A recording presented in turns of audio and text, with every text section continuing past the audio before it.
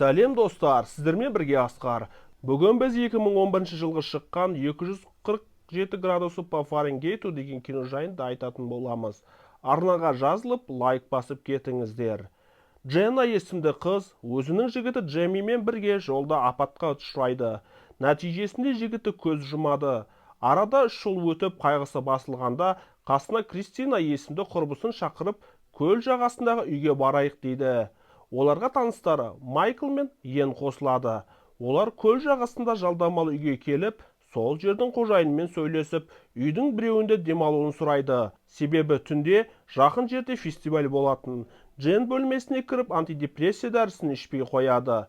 Себебі достарымен көңіл көтергісі келетін еді. Достар және қожайын бәрі отырып, кешкі тамақта отырып әңгімелеседі. Қожайын жұмыстарымен кететінін айтып, өздеріңізге қалдырамын дейді. Достары қуана келісіп, саунаны қосып кіріп алады. Іші ыстық болып кеткесін далаға барып, көлге шомылып, тоңып, саунаға қайта кіреді. Йен бір қызға тиіскісі келіп жақындайды. Ол бас тартады. Йен ашуланып балаға шығып кетеді. Сауна іші қатты қыза бастаған кезде, қыздардың біреуі шыдамай далаға шыққысы келгенде, ол ашылмай жабылып қалады. Ішіндегі екі қыз бен бір жігіт қатты талпынады.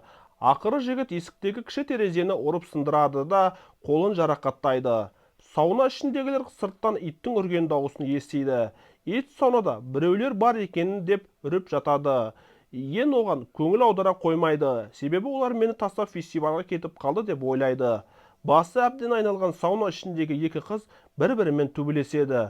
Ал жігіт саунадағы ыстық ошақты басып тұрады да, ол жарылып кетеді де, сауна ішіндегі жігіт өледі. Сол кезде Йен мас болып ешнәрсені сезбей үйде жүре береді. Біраздан үй қожайыны оралады. Саунадан бір жігіттің денесімен екі әлсіз қызды көреді. Оларға жедел жәрдем шақырып, екі қызды аман сақтап қалады.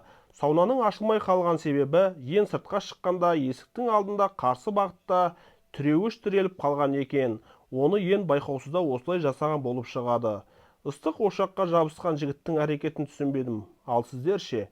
Сіздермен бірге болған Асқар, арнаға жазылып, лайк басып кетіңіздер.